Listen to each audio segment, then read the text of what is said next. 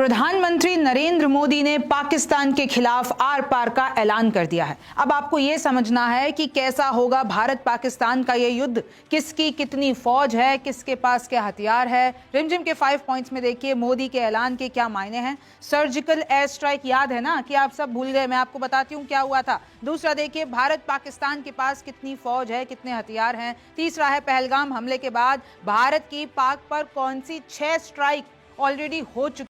अस्सलाम वालेकुम नाजरीन। पाकिस्तान के बलूचिस्तान में टेररिज्म को प्रमोट करने वाला इंडिया खुद टेररिज्म का शिकार।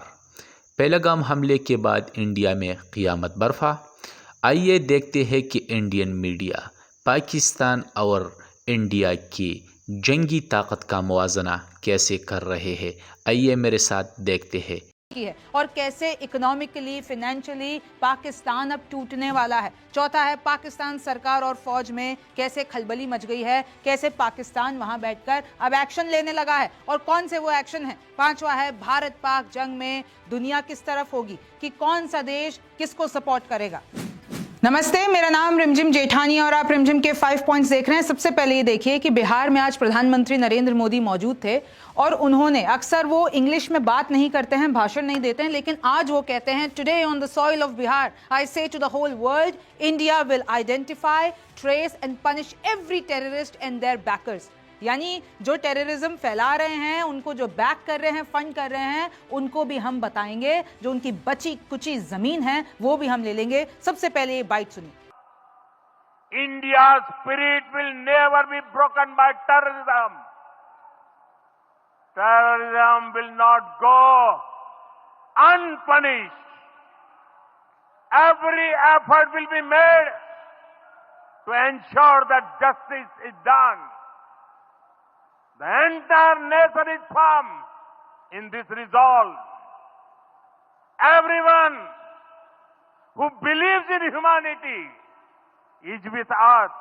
प्रधानमंत्री ने जो ये अंग्रेजी में अपना भाषण दिया है, इसका मतलब ये है कि वो पूरी दुनिया को कहना चाहते हैं कि क्लियरली वो समझ जाए, सुन ले कि अब टेररिस्ट के साथ भारत क्या करने वाला है। अब मैं आपको याद दिला देती हूँ सर्जिकल स्ट्राइक। जब पुलवामा हमला हुआ था तब कैसे भारत ने सितंबर 28 और 29 को 2016 में कंडक्ट की थी सर्जिकल स्ट्राइक, पीओके में घुसकर मारा था एलओसी में। और कैसे देखिए जब पुलवामा अटैक, आपको पता होगा, उरी जम्मू कश्मीर में हुआ था सितंबर 18 में, और वहां पर 19 सोल्जर्स शहीद हो गए थे। उसके बाद कैसे भारत ने पीओके में घुस के उनके 35 से 70 तक के उनके ठिकाने जितने भी थे वो तहस नहस कर दिए। आपने मूवी भी देखी होगी। हालांकि पाकिस्तान ने माना नहीं, पाकिस्तान ने कहा हमारे तो एक ही 2 सोल्जर थे, लेकिन देखिए ये सबसे बड़ा प्रहार था और सर्जिकल स्ट्राइक के नाम से आज भी पाकिस्तान की रूह कांप जाती है। लेकिन हमने तो अब 6 सर्जिकल स्ट्राइक ऑलरेडी कर दिए, उनके बारे में आगे बताऊंगी। लेकिन अब देखिए कैसा होगा भारत पाकिस्तान का ये युद्ध, कैसा होगा। ऑल पार्टी मीटिंग बुला ली गई है। मैं आपको ये ओवैसी की तस्वीर और बाइट इसलिए सुना रही हूं क्योंकि सारे नेताओं को बुलाया गया, सारे पार्टीज को बुलाया गया। ओवैसी ने ट्वीट कर दिया कि भैया हमको नहीं बुलाया गया क्योंकि हम छोटी पार्टी हैं, लेकिन फिर बाद में ओवैसी खुद आके कहते हैं कि अमित शाह ने मुझे फोन कर लिया है और हम ऑल पार्टी मीटिंग में आएंगे। और देखिए ऑल पार्टी मीटिंग का मतलब बहुत बड़ा होता है कि भारत कुछ ऐसा फैसला लेने वाला है अपने पड़ोसी मुल्क के खिलाफ कि उसमें सबको एक साथ रहना बेहद जरूरी है। अब हम बात कर लेते हैं कि युद्ध होता है क्योंकि हर कोई चाह रहा है, भाई बदला चाह रहा है हर कोई। वो जो 26-27 जाने गई हैं उन सब का बदला हमें चाहिए। मैं आपको बता देती हूं किस तरीके से, अगर हम कंपेयर करते हैं इंडिया और पाकिस्तान की ताकत। सबसे पहले तो पॉपुलेशन की बात कर लेते हैं। 140 करोड़ की पॉपुलेशन है भारत की, रैंक 2 है, और वहां पर है 25 करोड़। हमारी मैन पावर कितनी है? 66 करोड़, यहां पर है 10 करोड़। और आप साथ में रैंक भी देखते जाइए, मैन पावर में हम रैंक 2 पे और पाकिस्तान 7 पे। फिट फॉर सर्विस कितने हैं? रैंक 2 पे हम आते हैं, ये लोग 7 पे आते हैं। चाहे हम मिलिट्री एज एनुअली भी देख लें किस तरीके से, हमारे पास 2 करोड़ हैं, उनके पास 47 लाख हैं। टोटल मिलिट्री पर्सनल देख लेंगे तो हमारे पास 51 लाख हैं, इनके पास 17 लाख हैं। और ऐसे ही अगर मैं आपको सारे कंपैरिजन बता देती हूँ, फाइनेंशियल मामले में भी आ जाइए। आप ये देख रहे हैं ब्लू लकीर जो है वो भारत की है, और जो आपको ये छोटी सी पाकिस्तान की लकीर दिख रही है ये पाकिस्तान की। देखिए किस तरीके से, अगर हम डिफेंस बजट की बात करते हैं, हमारे पास कितना है? हमारे पास 7,500 करोड़ डॉलर्स हैं और इनके पास कितना है?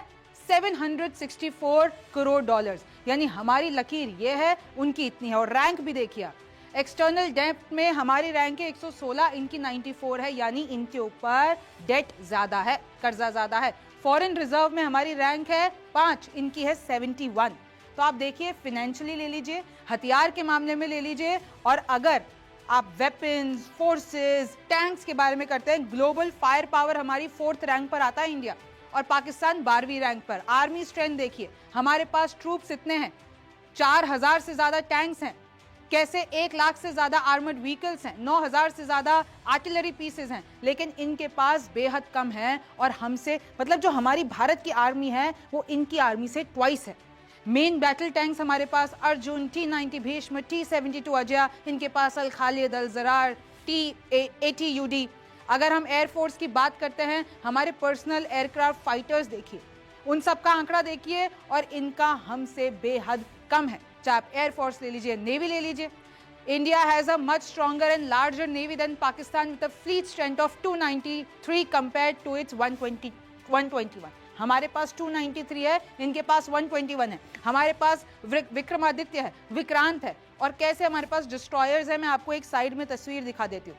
पाकिस्तान से खबर आती है कि भाई पाकिस्तान अपनी मिसाइल टेस्ट कर रहा है, उसी पानी में हमने आज अपना ये जो डिस्ट्रॉयर चेक किया है ना, यानी दिखा दी है ताकत कि अगर भारत से पंगा लोगे तो तुम्हारे पास अच्छा नहीं होगा। इन लोगों के पास तो डिस्ट्रॉयर भी नहीं है। आप देखिए, the US navy is the largest blue water navy, और हमारी भी ब्लू वाटर नेवी में आती है। 18 सबमरीन है, और उसके पास कितनी है? पाकिस्तान के पास 8। Pakistan has also 0 destroyers.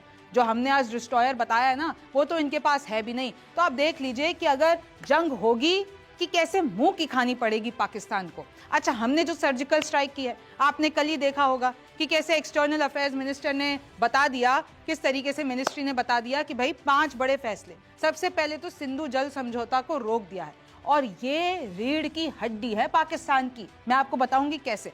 Attari Wagah border बंद कर दिया, आई एम श्योर आप भी गए होंगे, वहां पर देखा होगा किस तरीके से सारी चीजें होती है, वो बंद करा दिया। और ये सबसे बड़ा ट्रेड रूट है।